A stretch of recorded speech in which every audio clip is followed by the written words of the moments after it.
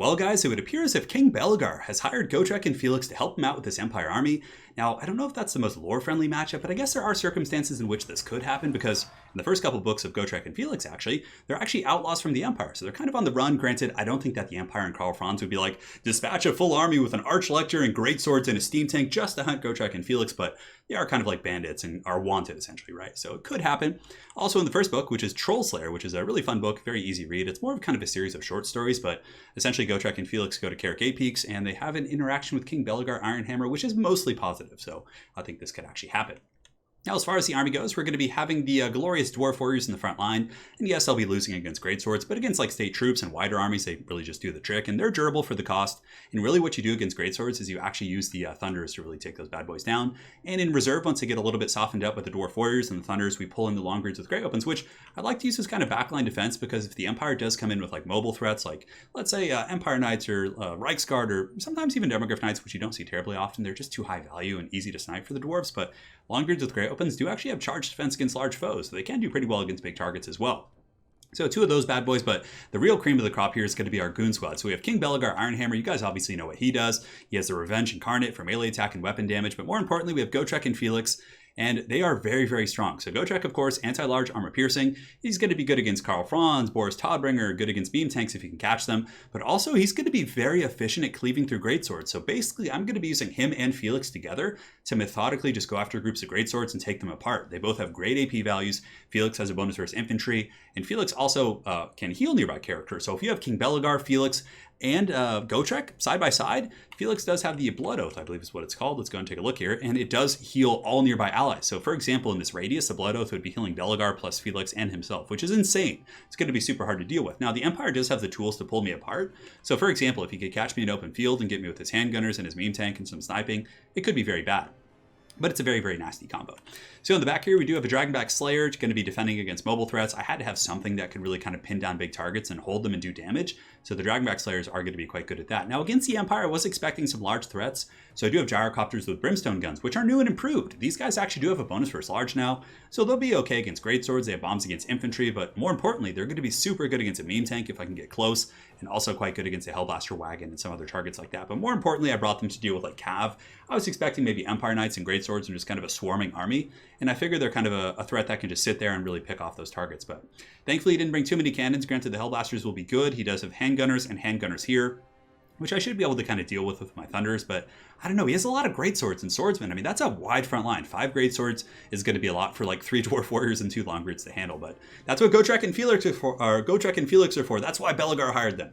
Now in Deep Reserve, we do also have, it looks like Bugman's Rangers. So for my opponent's army, pretty cool stuff. He's got the Arch-Lector, who does have the Soulfire Bombardment. Now that's going to be potentially be doing a lot of damage against my infantry. It's better against light armor, but it's like a cheap spell. I mean, this guy probably costs almost nothing, maybe like 900 or 1,000 gold. 5 greatswords, it's going to be scary. It's kind of a classic archetype against dwarves, so just go super wide with AP infantry. So we'll see how that goes. We got a couple swordsmen here, handgunners in the back. He does have the wagon Hellblaster. And it looks like over here an Amber Wizard who's going to be using Amber Spear, which actually can do a ton of damage against dwarf infantry if you shoot them from the side. And the glorious meme tank. So that's pretty much it, guys. Let's get the show on the road and see if the heroes of the old world can come to the aid of Belegar Ironhammer. So the meme tank is going to be shooting at the Gyrocopters, it looks like initially.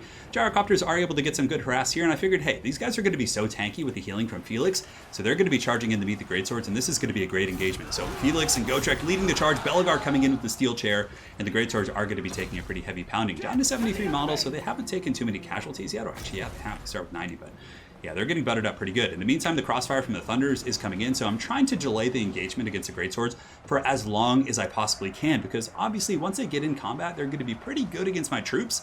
So in this situation, we're going to be pulling back the Thunders and sending in the reserves once we butter them up. Gyrocopter is going to be landing some very heavy armor-piercing shots against these guys as well, but it's looking good here in the center pocket, but the Empire is going to be swarming from this flank. The Amber Wizard is going to be coming in, the Hellblaster is going to be shooting soon, and the meme tank, of course, is going to start generating some pretty good value over the course of this battle. Now, the Gyrocopters are taking some fire from my opponent's handgunners, and since he's pressuring me so hard with the greatswords, I haven't really had time to kind of set up the Thunders to shoot at some of these targets that I would like to. So very, very good play from my opponent here. But Gotrek and Felix just doing great work, and it's a pretty nasty little goon squad. I mean, they're just getting in there, they're shield bashing.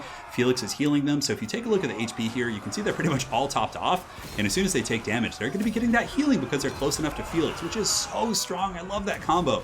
There's definitely going to be some really good Death Star builds with Dwarves, I would imagine.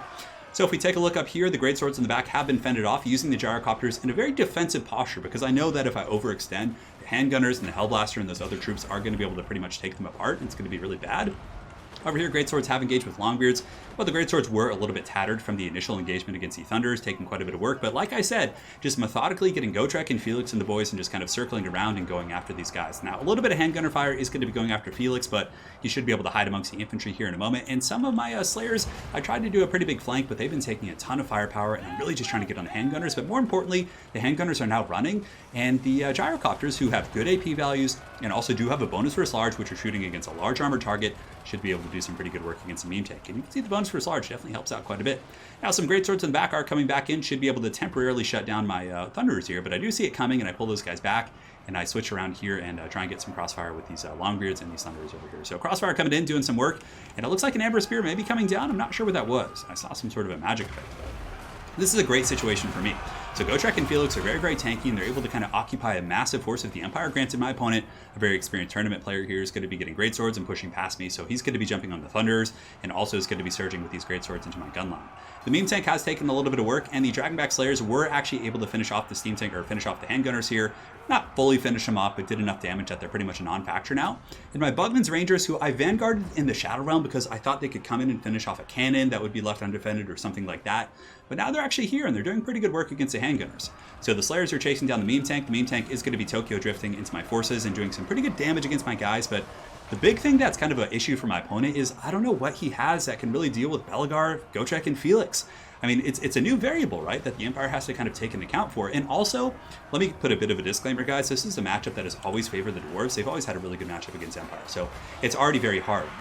Gotrek and Felix are certainly making it a little bit harder here. So Gotrek is going to be jumping in with his big old Rune Axe, which I believe is the same one that Thorgrim has. Granted, his weapon strength doesn't really reflect that. But and Belegar and Felix are going to be jumping over here, going after the Archlector. The Archlector is pretty powerful in combat, but I mean, 30, 55, 380 is no match for the kind of raw combat stats of Belegar, who is getting a helping hand from Felix. So he's getting ward save. He's up to 104 melee attack right now, and the Archlector is going to be forced back. Now, in the back line, though, the Hellblaster wagon is doing pretty good. It's actually shooting down my Bugman's Rangers, who I was using to kind of chase down these handgunners, but the wagon doing a really good job. Those Hellblasters are just singing and doing a ton of damage against my Bugman's Rangers. Poor guys, taking a beating for the Ancestor Gods, and it looked like they will be breaking right there.